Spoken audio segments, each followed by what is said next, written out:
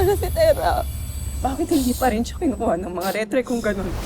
Wala nang susunduin pa ang mga retre sapagkat hawak ko na ang ing nung itinakda.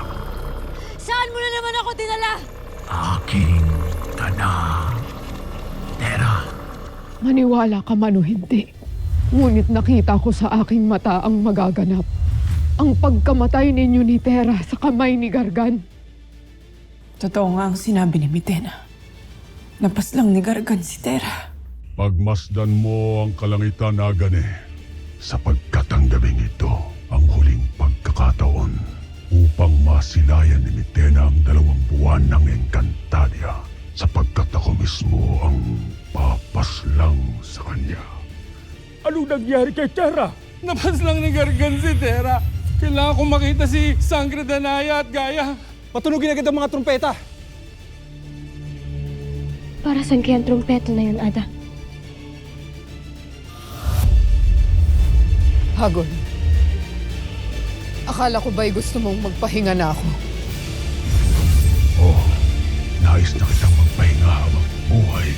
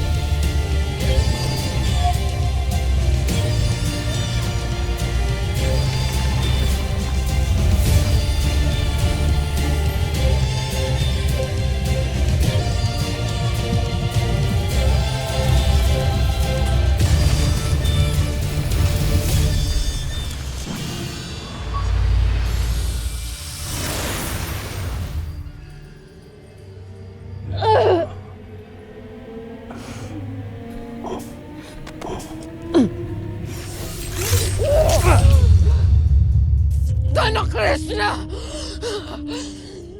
Bakit mo nagawa sa akin to? Sapagkat patid ko na ang iyong kataksilan at ang iyong pagpapanggap ni Tena. Nadinig ko at nakita ko kayo kanina ni Danaya. Inigo mo ako, Warka!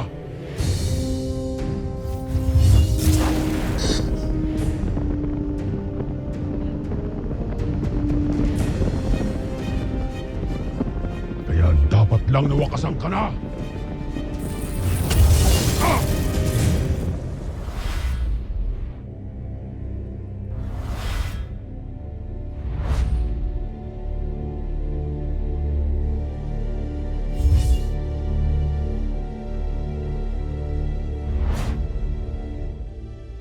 Hindi mo ako matatakasan, Mitena. Titiyakin ko sa iyo. Ikaw ang magmamakaawa para sa iyong kamatayan pag natagpuan kita.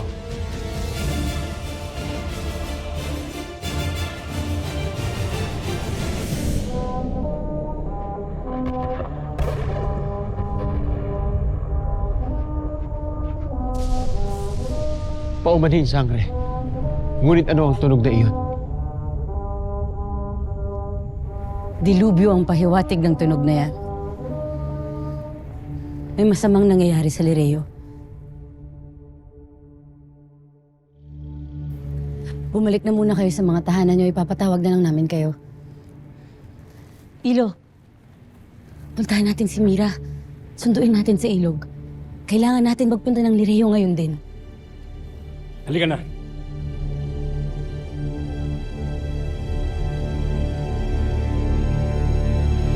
Nasa unang muog na kami nang marinig namin ang mga tunog ng mga trompeta. Kaya nagmadali agad kami. Kaya pala pinatunog. Yun pala ang dahilan. Tunay na napakalaking kawalan nito para sa ating lahat. Anong malaking kawalan? Mahal na Sangre, kanina pa kayo hinihintay ni Nunong Imaw. Nasaan sila?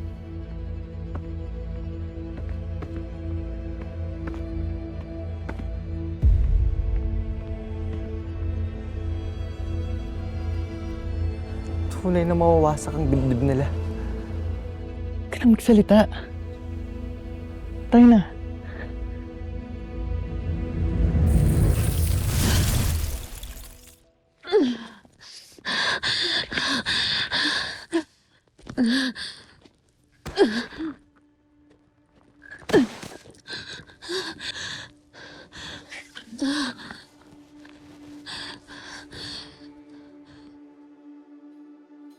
Tunay ngang makapangyarihan ang espada ni Hagorn. Para masugatan niya ako ng ganito.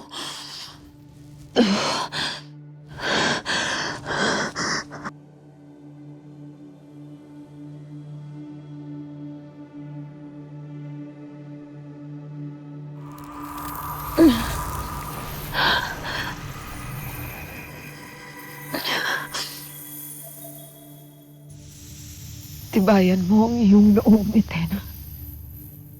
Hindi maaaring si Hagorn lamang ang puputol sa iyong buhay.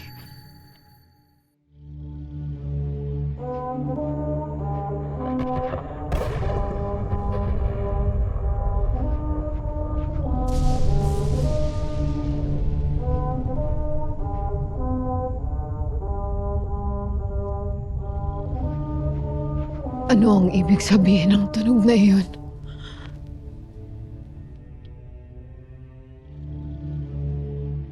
Aking mata, ipakita sa akin ang kahulugan ng tunog ng trumpeta.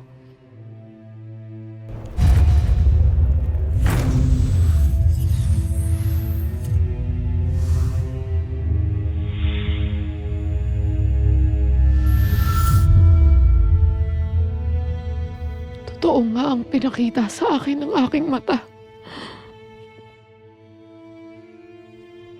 Namayapa na si Naya.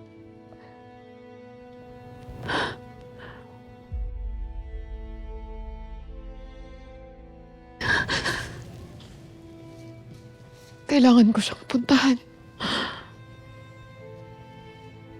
Kailangan kong puntahan ang aking kaibigan.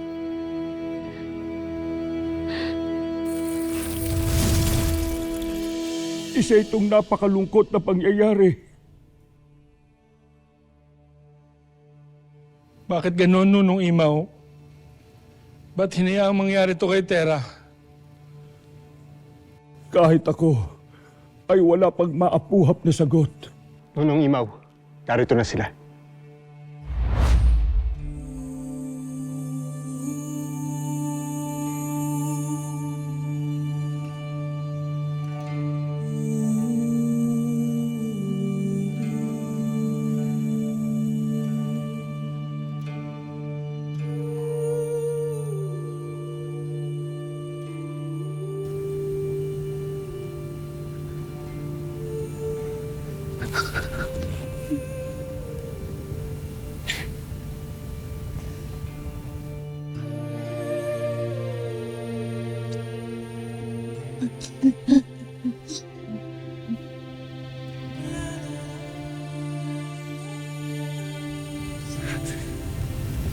Ano?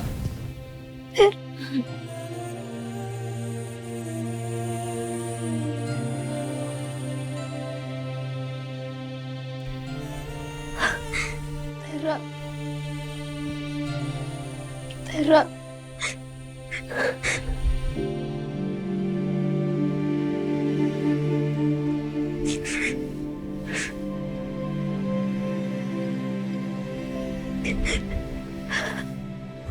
Huwag kang mag-alala, ate. Kapag matapos ang gulong ito, matalo lang natin si Gargan. Sisikapin namin ni Nanay na magawa namin ang lahat ng aming makakaya. Para sa'yo. Na hindi mo kailangang umasa sa itim na kapangyarihan. Pangako.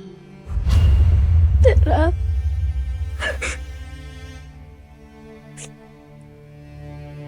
Tera, may pangako ka pa sa akin, di ba?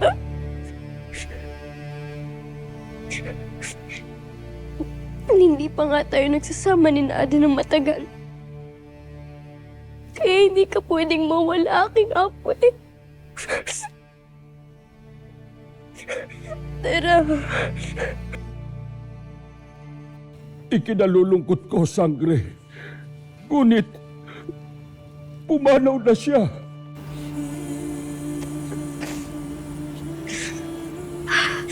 Paano? Matapang niyang hinarap si Gargan. Mahal na Sangre. At ayon kay Flamara, ninais niya raw mamatay na lang kesa isuko ang brilyante kay Gargan.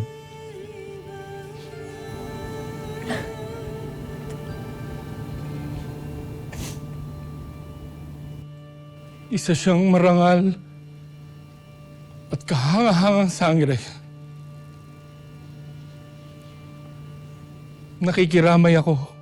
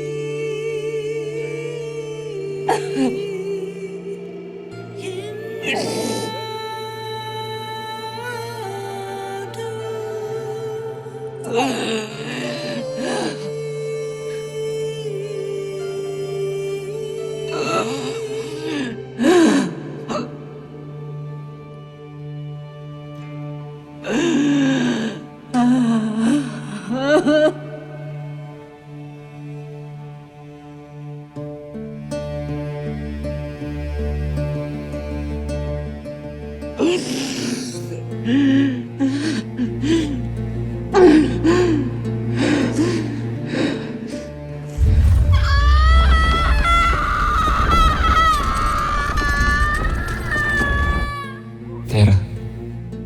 Tera ang ipapangalan natin sa anak natin. Tera. Upang hindi niya makalimutan kung sino siya. Pangako! Ipaghiganti kita!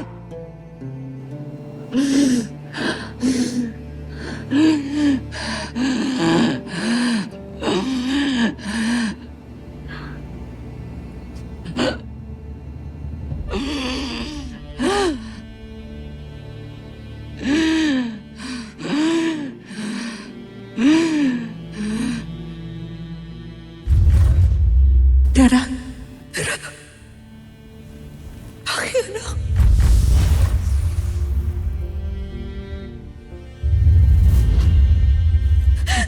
Tera, nandito kami.